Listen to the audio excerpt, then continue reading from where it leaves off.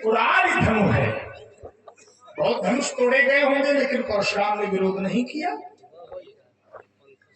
हो सकता है आगे तोड़े जाएं, हम विरोध नहीं करेंगे, लेकिन मेरे आगमन का जो आधार है वो यही है। क्या कि ही अवसर सुनी शिव धनु भंगा। तो शिव धनु के भंग पर हमारा विरोध है, शिव धनुष के तोड़े जाने पर हमारा विरोध है। तो कारण जो अपनत्व को तुम ममता का नाम दे रहे हो, हम उसे श्रद्धा कह लें, कोई उसे प्रेम कह ले, है ना, कोई उसे मोह कह ले। ये अपना अपना अपनी अपने भावों की व्यंजना है। लेकिन मेरे लिए त्रिपुरारी धनु, अब जब मेरे गुरुदेव का है तो निर्णय तुम स्वयं कर लो कि गुरुदेव की वस्तु के प्रति शिष्य को ममता होगी या श्रद्धा होगी। हम ये निर्णय तुम्हीं पर छोड़ रहे हैं, तुम स्वयं विचार कर लो कि मेरे गुरुदेव का जब है तो गुरुदेव की वस्तु के प्रति शिष्य को क्या ममता हो सकती है या श्रद्धा हो सकती है। वशिष्ठ की पाठशाला के छात्र हो विचार कर सकते हो, लेकिन ये निर्देश मेरा बहुत ध्यान से सुनना कि बोलत तो ही न सभार धनु ही सम त्रिपुरारी धनु विदित सकल संसार। चलिए सभा में उपस्थित हो सभी विद्वजन, आप सभी लोगों ने श्री भागवत परशुराम जी के वक्तव्य को बड़े ही ध्यान से सुना और मेरा विश्वास कहता है कि सुना ही नहीं अपितु गुना। अब आप सब लोग अपना अपना ध्यान एवं अपने अपने कान हमारी ओर केंद्रित करें। परशुराम जी ने बड़ा नवीन और बड़ा ही सुंदर उत्तर किया ममता पर। बोले ममता बिल्कुल नवीन है, ये ईमानदारी है। बोले ममता इसलिए क्योंकि त्रिपुरारी धनु भगवान शंकर का है, इसलिए ममता कहो या श्रद्धा कहो जो है तो इसलिए है क्योंकि भगवान शंकर का है। अच्छा ईमानदारी से बताइए, आप लोग स्वयं चिंतन करिए, भगवान शंकर का धनुष है तो ममता श्रद्धा धनुष से होना चाहिए कि भगवान से होना चाहिए? क्यों नहीं? ममता श्रद्धा ये भगवान शंकर से होना चाहिए कि धनुष से? धनुष से, क्षमा करें, भगवान से। क्यों? क्योंकि भगवान स्वयं कहते हैं निंदा अस्तुत उभय सब ममता मम पद कंज। भगवान से पूछा गया ममता कहां की जाए? बोले मम पद कंज। कहां करो? मेरे चरणों से। किससे करो? भगवान से। ममता किससे करो? भगवान से। प्रभु कह किससे रहे हैं? धनुष भगवान है क्या? विचार करो भाई। श्रद्धा भक्ति ममता ये कहां है? भगवान पर होनी चाहिए। और परशुराम जी महाराज कह रहे हैं धनुष पर, तो क्या धनुष भगवान है ना? भगवान का है, भगवान का है, लेकिन स्वयं में भगवान नहीं थे। इसी पर एक मेरा नया दर्शन है, धनुष भगवान का है। ध्यान दीजिएगा, धनुष भगवान का है तो परशुराम जी को ममता है, श्रद्धा है, प्रेम है। अच्छा धनुष तोड़ने वाला किसका है? क्यों भाई? क्या धनुष तोड़ने वाला भगवान का नहीं है? भाई भगवान का तो समय कुछ है। परमात्मा कहते हैं कि अखिल विश्व यह मोर उपाया और सब पर मोरी बराबर। तो अगर धनुष भगवान का है तो फिर तोड़ने वाला भी, अगर धनुष के प्रति श्रद्धा है तो धनुष तोड़ने वाले के प्रति भी श्रद्धा रखिए, तब तो बात बढ़ेगी महाराज। लेकिन धनुष से प्रेम अब तोड़ने वाले से शत्रुता तो कैसे बनेगा? चलिए आपने सहस भाव संशोधित मोरा पर बड़ा सुंदर दर्शन दिया। बोले मेरा विरोध कृतित्व का है मेरी शत्रुता कृतित्व से है। महाराज जो मेरा चिंतन था वो भी कृतित्व से ही था। मेरा जो चिंतन था वो भी कृतित्व पर ही था। मैं सहस्त्रबाहु हूं अर्जुन, आपका वैरी है। क्यों वैरी है? क्योंकि उसने आपके पिताजी के आश्रम से बलात् गाय का अपहरण किया था। गाय का हरण बलात् किया था। अच्छा, गाय में किसका निवास होता है? क्यों भाई, सब लोग बढ़िया धर्म को जानने वाले हैं, इतना तो सब कोई जानता है, देवी देवताओं का निवास होता है गाय में। जब सहस्त्रबाहु के द्वारा गाय का हरण किया गया होगा तो गाय का हरण करने से गाय दुखी, गाय में देवी देवताओं का निवास होता है तो देवी देवता दुखी। गाय किसकी थी? इनके पिताजी की, यानी संत दुखी। ध्यान दीजिए, कृतित्व की बात है, व्यक्तित्व की, धर्म अधर्म की, पाप पुण्य की बात नहीं मैं कर रहा हूं। मैं बात कृतित्व की, कर्म की कर रहा हूं। भाई गाय का हरण किया गया तो संत दुखी, गाय दुखी, देवता दुखी। ठीक, धनुष टूटा तो क्या संत दुखी हुए? क्या देवता दुखी हुए? क्या गाय दुखी हुई? कृतित्व पर चिंता नहीं। परशुराम जी ने कहा था कि मैं कृतित्व से बराबरी कर रहा हूं, तो सहस्त्रबाहु ने जो कृतित्व किया था तो उसके कृतित्व से देवता, संत, गौ सब दुखी। लेकिन जिस समय धनुष तोड़ने वाले ने धनुष को तोड़ा तो प्रभु को चाप खंड में ही डाले तो देखी लोग सब गए, सब सुखी हो गए। कब?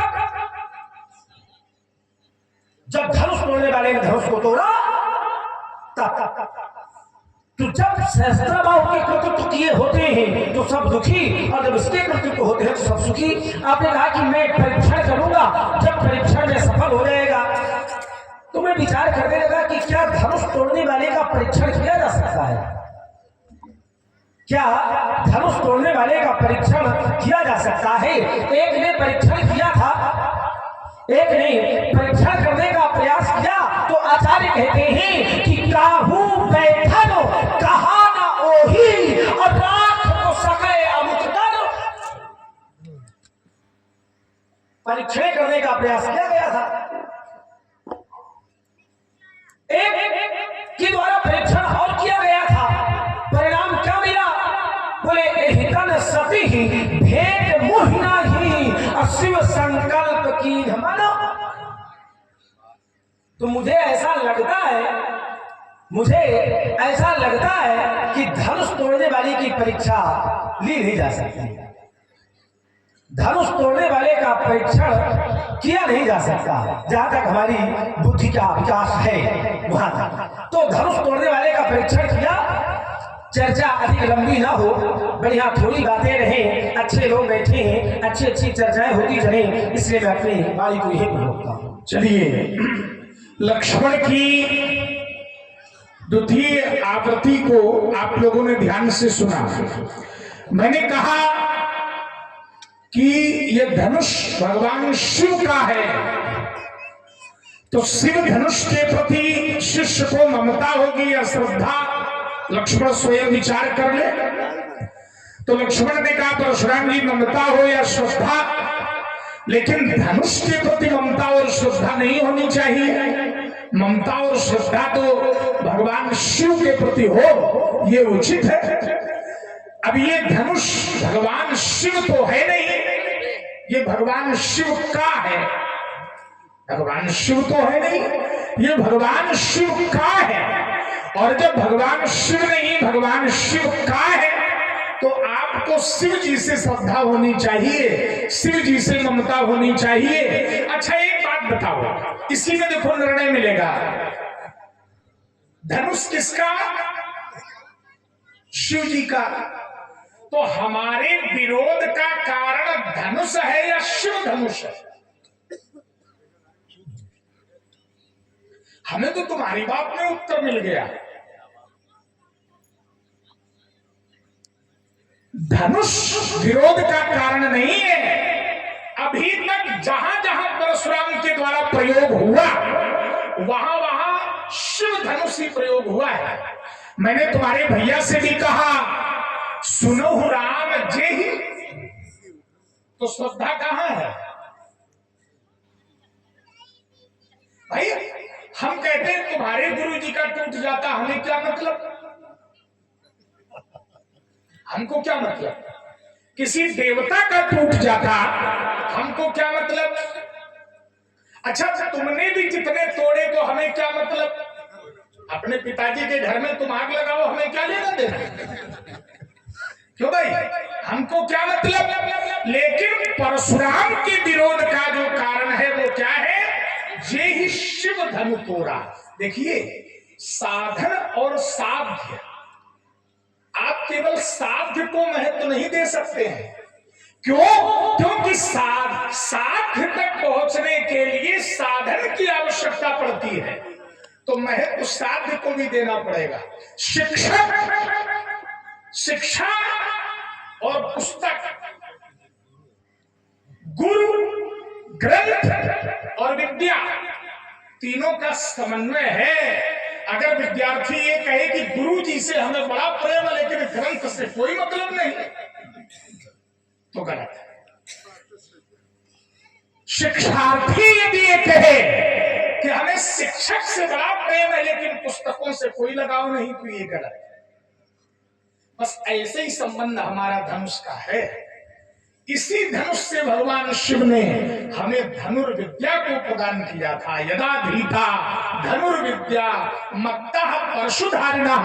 तो जिस साधन से हमें विद्या मिली है, जिस साधन से हमें ज्ञान मिला है, आप लोग निर्णय करें, क्या उस साधन पर हमारा प्रेम नहीं होना चाहिए?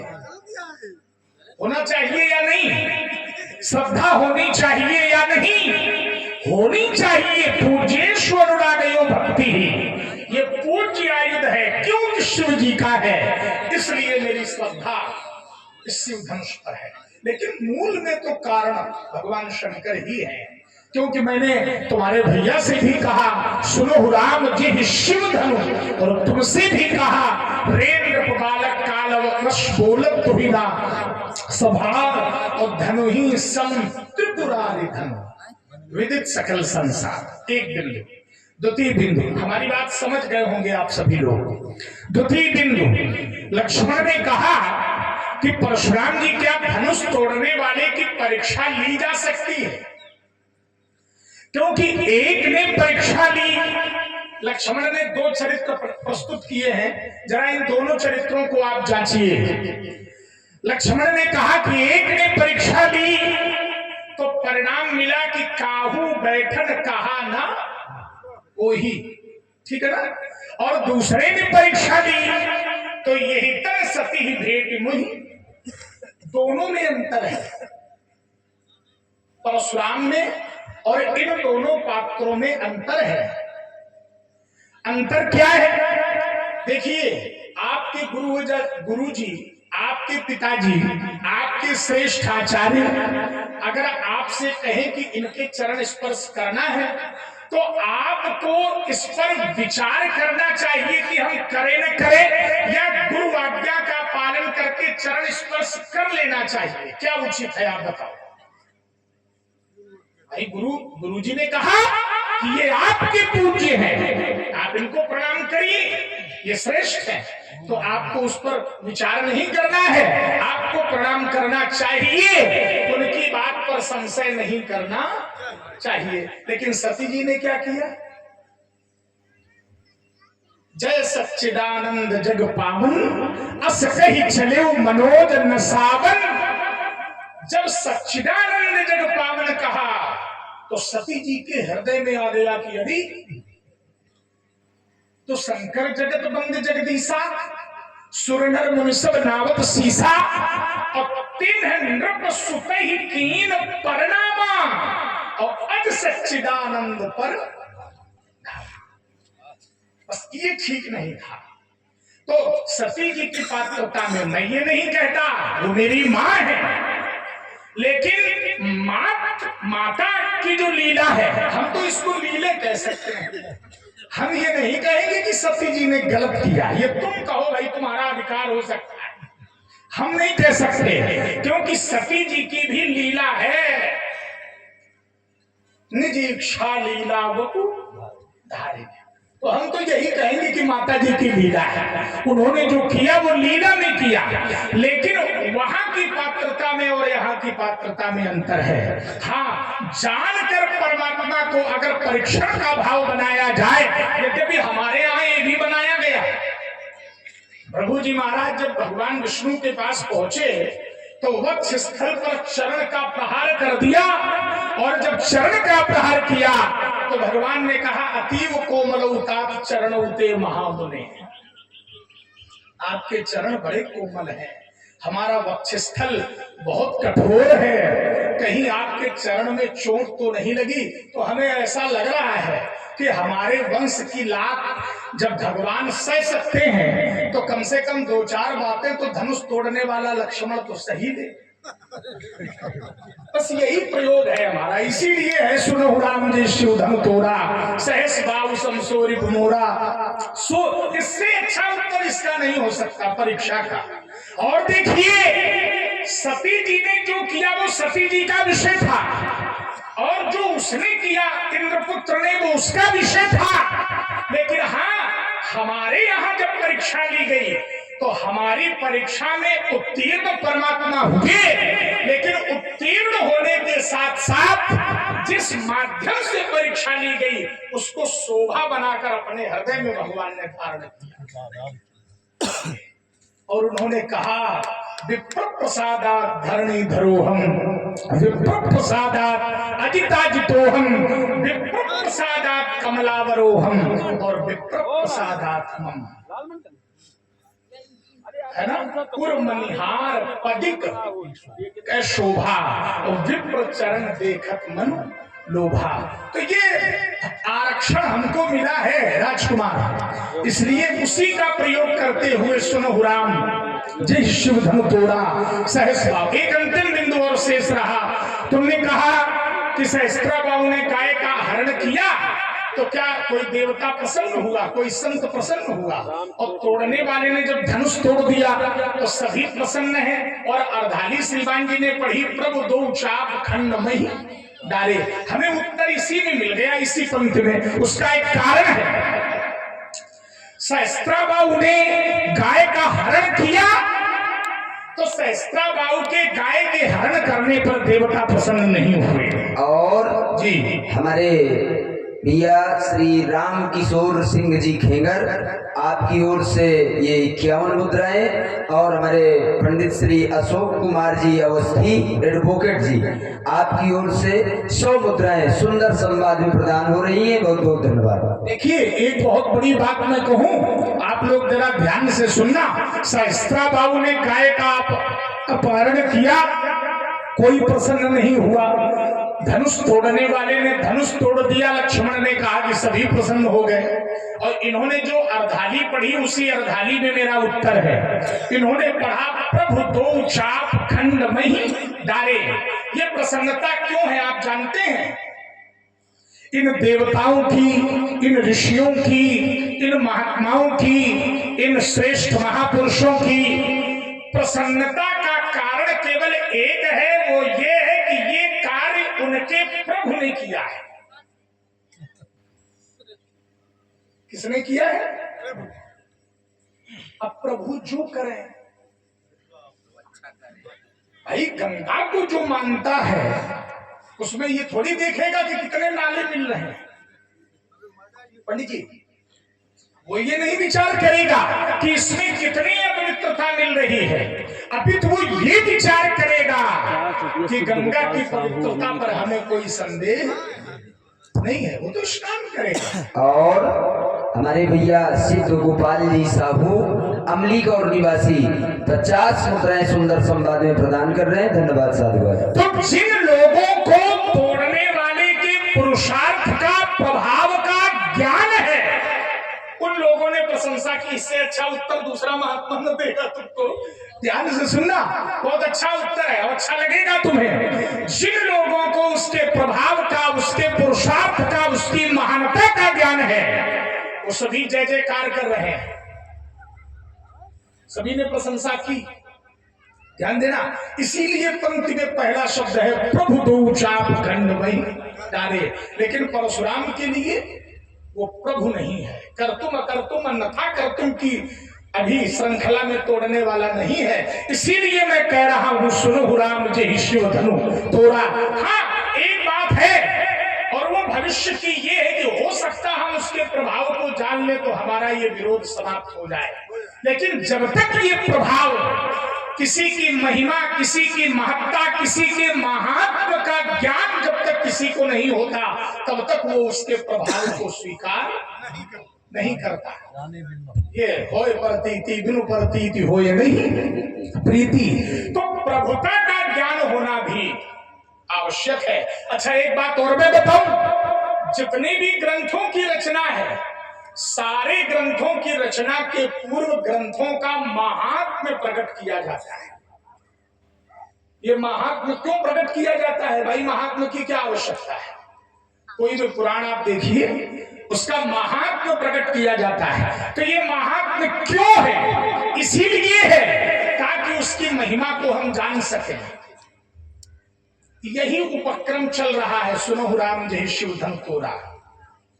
तो जिन लोगों ने जाना उन लोगों ने उसकी प्रशंसा की, वंदना की, जय जयकार की, लेकिन यहां परशुराम के द्वारा धनुष तोड़ने वाले की प्रभुता को, प्रभाव को नहीं जाना गया। इसलिए सो रिप मोरा सो बिलगाऊ बिहाई समाजा और न तुम्हारे जय हैं सब राजा। तीन बिंदु थे, तीनों का समीचीन उत्तर मेरे द्वारा हुआ, मैं यही रुकता। चलिए सभा में हमारे पंडित श्री जागेश्वर प्रसाद तिवारी जी, आपकी ओर से भी 50 मुद्राएं सुंदर संवाद में एवं रामराज सिगवा डेरा 100 रुपया से। हमारे भैया रामराज जी सिंगवा डेरा 100 मुद्राएं सुंदर संवाद में प्रदान कर रहे हैं। धन्यवाद साहब। चलिए सभी लोग पुनः अपना अपना ध्यान केंद्रित करें। मैंने एक अर्धाली प्रस्तुत की थी, प्रभु तुम चाप खंड महिलारे तो देख लोग सब है। तो परशुराम जी महाराज कहते हैं कि राजकुमार ये सभी लोग इसलिए प्रसन्न हैं क्योंकि तोड़ने वाला इनका प्रभु है। ध्यान दीजिएगा, परशुराम जी कहते हैं कि ये सभी लोग इसलिए प्रसन्न हैं क्योंकि जिसने धनुष तोड़ा है वो सबका प्रभु है। अच्छा, अब इसमें नई बात निकल के आती है कि अगर तोड़ने वाला देवताओं का, मुनियों का, संतों का, ब्राह्मणों का सबका प्रभु है। ध्यान दीजिए, धनुष तोड़ने वाला अगर सबका प्रभु है तो फिर परशुराम जी का वैरी क्यों है? ध्यान दीजिएगा भाई, धनुष तोड़ने वाला अगर सबका प्रभु है, परशुराम जी की बात है। परशुराम जी ने ही कहा है कि ये सभी लोग इसलिए प्रसन्न है, ये सभी लोग इसलिए प्रसन्न है क्योंकि जिसने तोड़ा है धनुष को वो सबका प्रभु है। सबका प्रभु है, किसका किसका? तो आचार्य कहते हैं कि ब्रह्मादिक सुर सिद्ध मुनीसा और प्रभु ही प्रशंसा ही करे आरती पुर नर, सबका प्रभु है। अब तो संतों का, मुनियों का, देवताओं का, ब्राह्मणों का सबका प्रभु हो तो फिर वो परशुराम जी का शत्रु कैसे हो सकता है? ये समस्या है, ये बड़ी बात है पंडित जी भाई।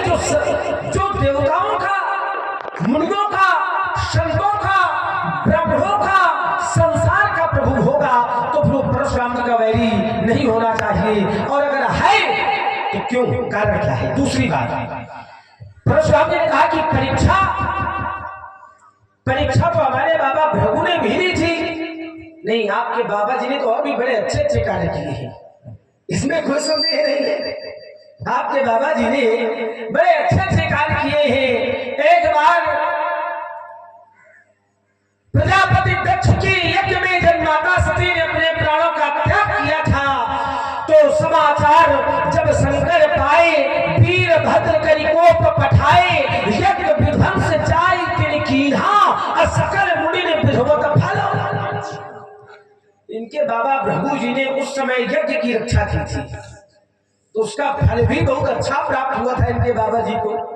अच्छा, ये बड़ा प्रचलित दोहा है कि क्षमा प्रेम को चाहिए, छोटे को उत्पात, अपना हरि को घट गयो जो भ्रमणे मारी।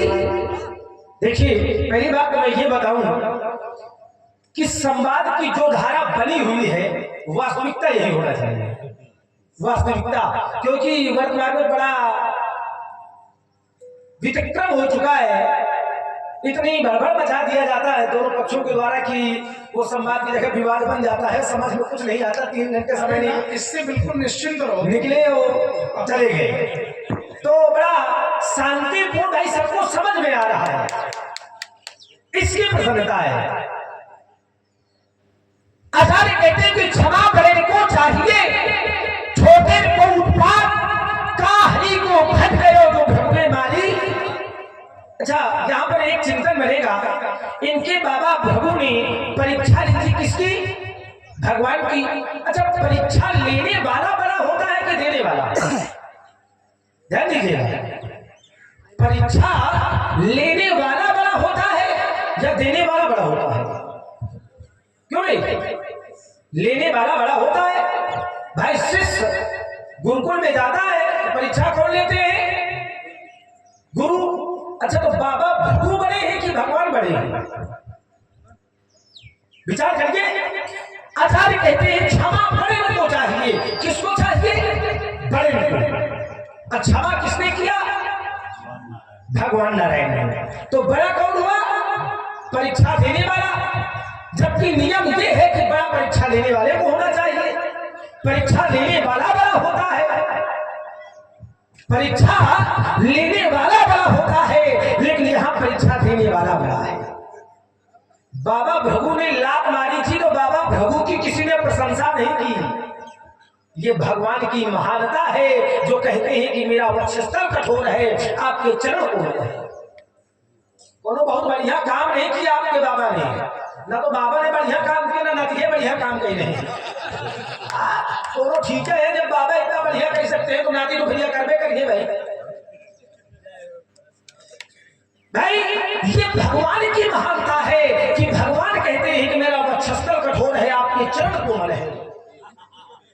अच्छा, वहां पर इनके बाबा ने लात मारा तो वहां प्रशंसा नहीं हुई, और यहां पर ये विरोध कह रहे हैं तो यहां भी प्रशंसा नहीं है। अच्छा, एक संयोग देखिए, परशुराम जी यहां विरोध कर रहे हैं और इनके पर बाबा धनुष तोड़ने वाले का समर्थन कर रहे हैं। चिंतन करिए, परशुराम जी जिसका विरोध कर रहे हैं तो परशुराम जी के पर बाबा उसी का समर्थन कर रहे हैं। आचार्य कहते हैं ब्रह्मादिक सुर सिद्ध मुनीसा, ब्रह्मा आदि। ध्यान दीजिएगा, परशुराम जी की श्री पिताजी महाराज श्री जमदग्नि जी, जमदग्नि जी के श्री पिताजी महाराज श्री ऋचिक जी, ऋचिक जी के श्री पिताजी महाराज श्री भृगु जी, और भृगु जी के श्री पिताजी महाराज श्री ब्रह्मा जी। तो ब्रह्मा जी, अच्छा, पर बाबा जिसकी प्रशंसा करे, पर बाबा, ध्यान दीजिएगा, पर बाबा जिसकी प्रशंसा करे तो वह नाती को टाल ठोकना चाहिए। विचार करो, जिसकी प्रशंसा बाबा कह रहे हो तो फिर क्या नाती को वहां टाल ठोकना चाहिए? नहीं, ये तो अनुचित है भाई। नियम ये कहता है कि बाप अगर पिता पुत्र जा रहे हो, पिताजी अगर किसी को प्रणाम कर रहे हैं तो वह कर्तव्य है कि पुत्र को कहना ना पड़े पुत्र भी प्रणाम। लेकिन पर बाबा प्रशंसा कर रहे हैं और परशुराम जी विरोध कर रहे हैं। चलिए अंतिम बात, वार्ता बहुत लंबी ना हो, चिंता नहीं निकल आते हैं, वार्ता ज्यादा लंबी ना हो।